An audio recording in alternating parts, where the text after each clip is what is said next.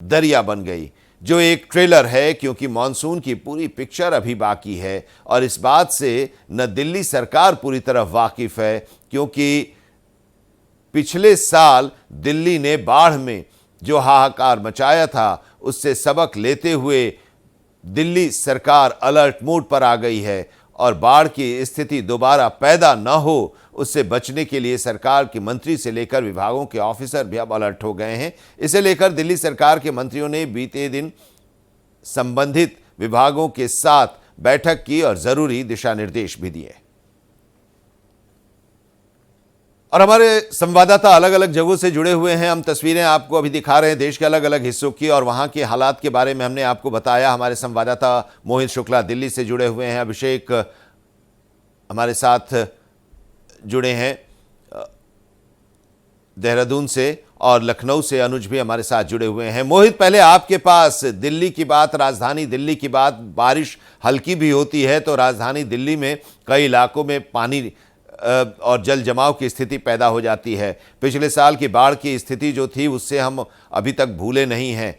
क्या है अभी की स्थिति? किस तरह से सरकार इस तरह के हालात पैदा ना हो उसके लिए तैयारी कर रही है या की है?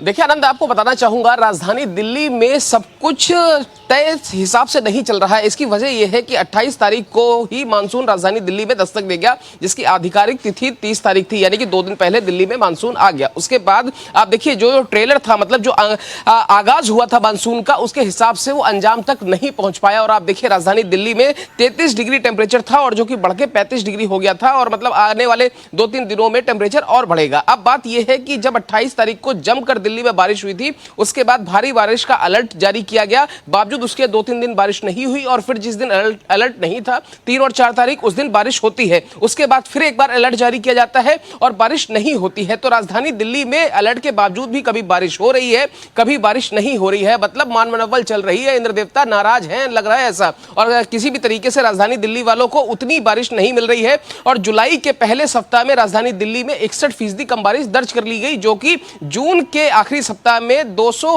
आप समझिए 28 मिलीमीटर के आसपास बारिश दर्ज की गई थी। अब है यहां पर कि तैयारियां क्या की गई हैं, और तैयारियां इसलिए भी जरूरी हो जाती है क्योंकि जब समाजवादी पार्टी के सांसद रामगोपाल यादव को गोद में उठाकर गाड़ी में बिठाना पड़ जाए, क्योंकि उनके घर के बाहर पानी भरा हुआ था, तो आप स्थिति समझ लीजिए कि राजधानी दिल्ली में उतनी तैयारियां मुकम्मल नहीं थी। यही वजह है कि राजधानी दिल्ली में तमाम अधिकारी, चाहे वो एनडीएमसी के हो चाहे एमसीडी के हो, तमाम अधिकारियों ने अब मीटिंगें करना शुरू कर दिया है, और जो गाद हटाने का काम है उसे भी निकालना जो कर्मचारियों ने शुरू कर दिया है। और आप देखिए सौरभ भारद्वाज ने खुद एक प्रेस कॉन्फ्रेंस करके बताया कि पिछली साल जो आईटीओ के गेट नहीं खुले थे, जहां पर गाद और मलबा जमा हुआ था, उनको इस बार खोल दिया गया है। क्योंकि पिछली बार ये कह रही थी दिल्ली सरकार कि इन्हीं गेटों के न खुलने की वजह से हरियाणा से जब ज्यादा पानी छोड़ा गया, गेट खुल नहीं पाए और दिल्ली में बाढ़ जैसे हालात बन गए। लेकिन इस बार गेट खोल दिए गए हैं, उनकी सफाई का काम पूरा करा दिया गया है, और जो गेट नहीं खोल पाए उनको कटवा दिया गया है। इसके अलावा आप देखिए कि जो भी बड़े बड़े, चाहे वो ओखला का अंडरपास हो चाहे वो दूसरे अंडरपास हो, वहां पर साफ सफाई का काम भी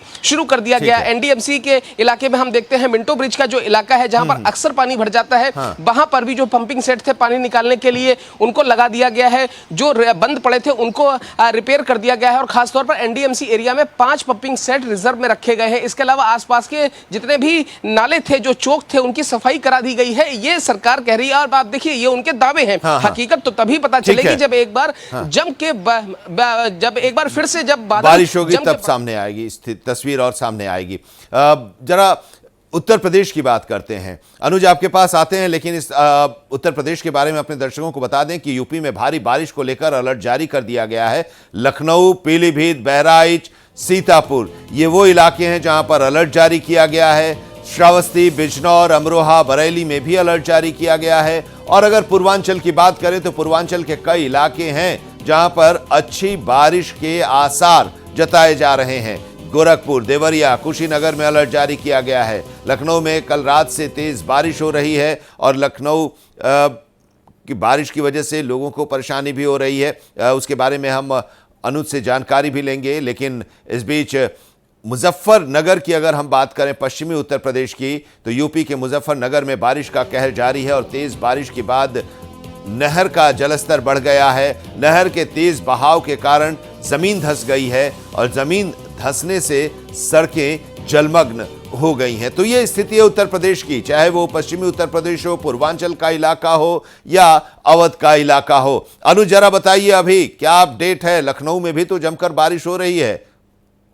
बिल्कुल आनंद जी, जिस तरह आपने रिपोर्ट बताई, उत्तर प्रदेश के कई सारे जो जिले हैं वो प्रभावित है और ऐसे में उत्तर प्रदेश में जो अधिकतर हिस्से हैं बीते एक हफ्ते से लगातार तेज बारिश हो रही है और मौसम विभाग ने भी साफ तौर पर चेतावनी जारी करी है कि पूर्वी, मध्य और दक्षिणी जो इलाके वहां पर आने वाले समय में एक हफ्ते तक लगातार तेज बारिश, गरज चमक के साथ अधिकतर आंधी पांधी आ सकता है। और जो गाँव है जहाँ पे जलस्तर बढ़ रहा है नदियों का, वहाँ कटान से लोग काफी दहशत में है और उसी को लेकर तमाम तरह के मौसम विभाग ने चेतावनी जारी करी कि अभी फिलहाल बारिश से किसी तरह की कोई राहत नहीं, आने वाले समय में भारी बारिश हो सकती है इन इलाकों में। जिन इलाकों की बात आपने साफ तौर पर बताई, प्रतापगढ़, मुरादाबाद और संभल, राजधानी लखनऊ, अयोध्या, बलिया, ये सब जो इलाके हैं काफी प्रभावित रहेंगे। इसी को लेकर ऑरेंज अलर्ट जारी किया गया है। दूसरी ओर बताएं तो खुद जो यहाँ के जो प्रशासनिक अमला है हालांकि मुस्तैदी के साथ कार्य कर रहा है, क्योंकि लगातार योगी आदित्यनाथ मीटिंग में साफ तौर पर कह चुके हैं कि गांव-गांव जाएं, जो कि मंत्री साथ में उनके फील्ड अफसर भी तैनात रहे, गांव की जो स्थिति है, बाढ़ स्थिति है, उसका भी जायजा लिया जाए और बाढ़ जैसे इलाकों में पहली बात तो वहां के लोगों को निकाल के सुरक्षित इलाकों में रखा जाए और बाढ़ चौकियां बनाई जानी चाहिए। 616 बाढ़ चौकियां बनेंगी, राहत शिविर का आयोजन किया जाए, डॉक्टरों की टीम पैनल गठित किए जाए, जहां पे कोई भी अनहोनी होती है तो उससे पहले डॉक्टर राहत बचाव कार्य किया जा सके। और दूसरी ओर जिले अस्पतालों को भी अलर्ट मोड पर रख दिया गया, किसी तरह की जनहानि होती है तो समुचित उपचार मिल सके। सेकेंडरी और एनडीआरएफ, एसडीआरएफ को भी अलर्ट मोड पर रखा गया है। तो ये तमाम तरह के जो अपडेट है राजधानी लखनऊ से लेकर उत्तर प्रदेश के तमाम हिस्सों में बीते एक हफ्ते से लगातार तेज बारिश हो रही है और उससे लोगों को काफी परेशानियों का सामना करना पड़ रहा है। जगह जगह देखेंगे राजधानी लखनऊ की और शहरों इलाकों की बात की जाए तो जल भराव जैसी समस्या से लोग काफी ज्यादा परेशान है। आवागमन की यातायात भी प्रभावित है, लोगों को ऑफिस जाने में और बाहर निकलने में तमाम तरह की तकलीफों का मशक्कत करनी पड़ रही है। और मैं एक विजुअल दिखाऊंगा, मेरे कैमरा पर्सन जो दिखाएंगे जिस वक्त जहां मेरी मौजूदगी है, अगर देखेंगे तो यही घर के पास करीब 1.5 फुट का पानी भर चुका है और इससे लोगों को काफी दिक्कतों का सामना पड़ रहा है। जिस तरह से जल भराव आप साफ तौर पे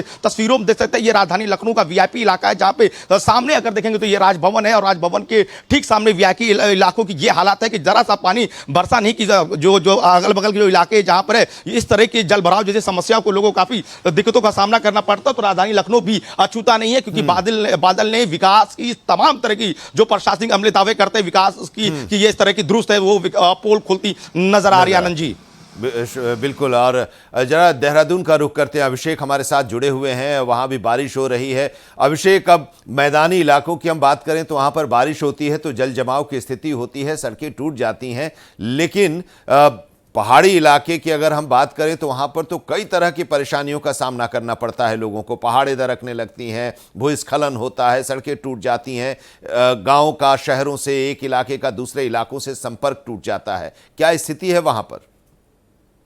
हाँ बिल्कुल, देखिए स्थिति बहुत ही खराब है अगर कहा जाए तो, क्योंकि कल देर शाम की जो रिपोर्ट है, अभी तक 9 दिन हो चुके हैं जब से मानसून यहाँ पर एक्टिव हुआ है और अब तक करीब 187 जो मार्ग है वो बंद है। इसमें नेशनल हाईवे है, स्टेट हाईवे है और गाँव से सड़कें हैं मुख्यालय से कई गाँव ऐसे हैं जिसका मुख्यालय से संपर्क टूट गया है। इसके अलावा अगर कुमाऊं की बात करें तो कुमाऊं में सीधे तौर पर मौसम विभाग ने 2 बार रेड अलर्ट जारी किया था, चेतावनी जारी की थी और हमने शनिवार को देखा, शनिवार को तेज बारिश के कारण रामनगर में एक पुल टूटने की भी सूचना है, जिसके कारण जो रास्ता है वो डाइवर्ट करना पड़ा है।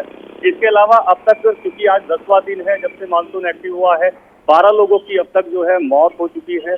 गौमुख, क्योंकि चारधाम यात्रा भी चल रही है, गौमुख में कुछ कांवड़िए गए थे, वहां भी एक पुल टूटने की सूचना थी, 2 कांवड़ियों की मौत की वहां खबर है। इसके अलावा देहरादून, हरिद्वार में भी मौत की खबर है। तो कुल मिलाकर बारिश के कारण जो स्थिति है वो बेहद ही गंभीर नजर आती है। इसके अलावा अगर बात करें प्रशासनिक अमले की, तो प्रशासनिक अमले ने तैयारियां तो बहुत की थी, पर्वतीय क्षेत्रों में खासतौर पर जिस तरह से चेतावनी जारी की जाती है, जो फोर्स है उसका डिप्लॉयमेंट किया गया था, एनडीआरएफ, एसडीआरएफ की चौकियां बनाई गई थी, नई चौकियां बनाई गई थी। इसके अलावा फोर्स एक्स्ट्रा बढ़ाई गई थी पिछले साल की अपेक्षा।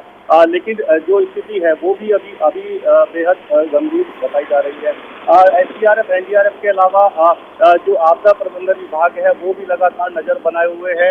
लेकिन सरकार से एक कहीं ना कहीं बड़ी चूक यहाँ पर हुई है, क्योंकि आपदा सचिव को 5 दिन पहले ही बदला गया है और एक नया आपदा सचिव, क्योंकि पहले पूर्व में जो आपदा सचिव थे वो लगातार बैठकें कर रहे थे, तैयारी में जुटे हुए थे और जैसे ही मानसून लगने के 3 दिन के बाद ही आपने आपदा सचिव को बदल दिया, तो जाहिर है कि इससे गंभीरता जो सरकार की है वो देखी जा सकती है। फिलहाल 2 दिन का अलर्ट और जारी किया गया है और कुमाऊं में खासतौर पर चेतावनी जारी की है कि वहां पर जो है एहतियात बरती जाए। चारधाम यात्रा में भी जो पर्यटक यहाँ पर पहुंच रहे हैं उनके लिए चेतावनी जारी की है कि मौसम का मिजाज देखें और तभी वो आगे की यात्रा शुरू करें। इसके अलावा जो नदी नालों के पास लोग रह रहे हैं उनको भी चेतावनी जारी की है कि वो सुरक्षित स्थान पर जाएं। प्रशासनिक जो अमला है वो भी लगातार संवाद करने की कोशिश। हाँ, चेतावनी जारी की जा रही है, लोगों को अलर्ट किया जा रहा है। चारधाम यात्रा के जो यात्री हैं उन लोगों को भी निर्देश दिया जा रहा है, लेकिन स्थिति जो है वो बारिश की वजह से भयावह होती जा रही है। देश के अलग अलग हिस्सों से, राजधानी दिल्ली से हमारे साथ मोहित शुक्ला जुड़े, अनुज लखनऊ से और अभिषेक देहरादून से। आप सबका बहुत बहुत शुक्रिया। आगे भी हम आपसे इस बारे में जानकारी लेते रहेंगे।